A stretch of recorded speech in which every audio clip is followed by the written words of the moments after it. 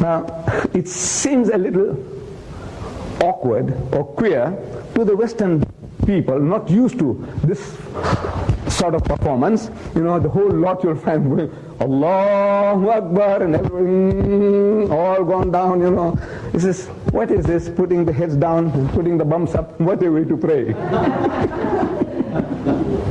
Now this is the human mind. You can't help it.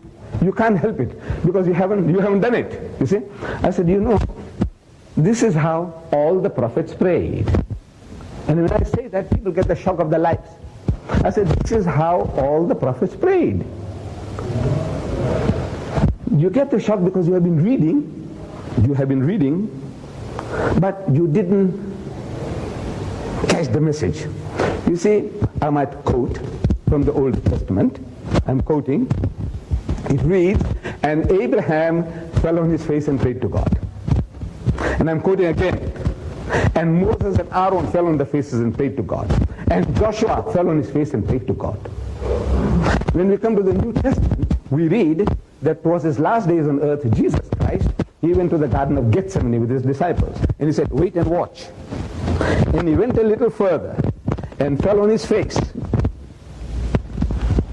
and prayed to God. Oh my Father, if it be possible, let this cup pass away from me, meaning remove the difficulty from me, but not as I will, but as thou wilt. What did he do? He said, wait and watch. And he went a little further and fell on his face and prayed to God. Am I quoting correctly?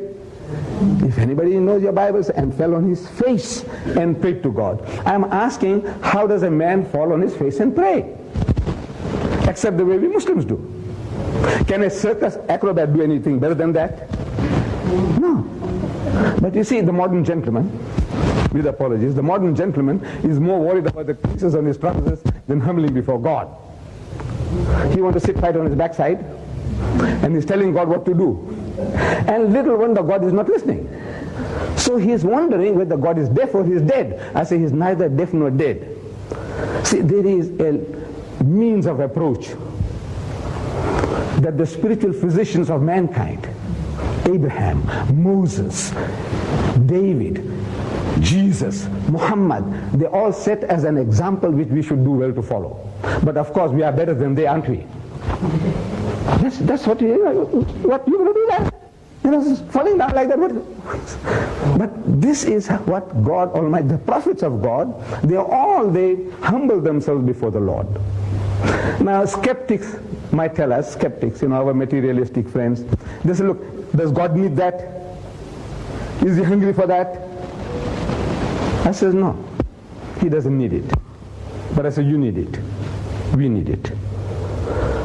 Psychologists, they tell us that our bodies are more directly under our control than our minds. If you can humble the body, you can humble the mind. That's what the psychologist says. For example, let me give you an example, a very crude example. I want some 50 cents from you, 10 cents, 50 cents from you. So I come to you, very humbly, madam, I'm hungry for 3 days, I haven't eaten. Please, if I can have 50 cents. You see, I might be putting up an act. And once you do that, even genuine tears can come out of your eyes. I tell you, if you try and put your heart and soul into it, I need that 50 cents from you. Please, my children are hungry. And I can shed genuine tears. Not glycerin tears, what you see in films. Genuine tears can come out. You put your heart and soul into what you are saying, because now this body of yours, you can make it to do anything. And while you're doing that, the mind also falls in tune. So if you humble the body, you can humble the mind.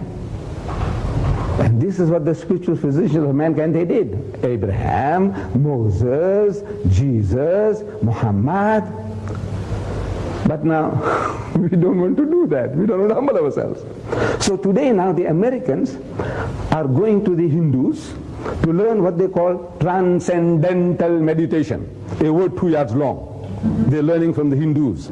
And they're paying through the noses in the process for learning transcendental meditation. I said, you know, this is the common property, the common birthright of every Jew, every Christian, every Muslim, if they only followed in the footsteps of their own prophets.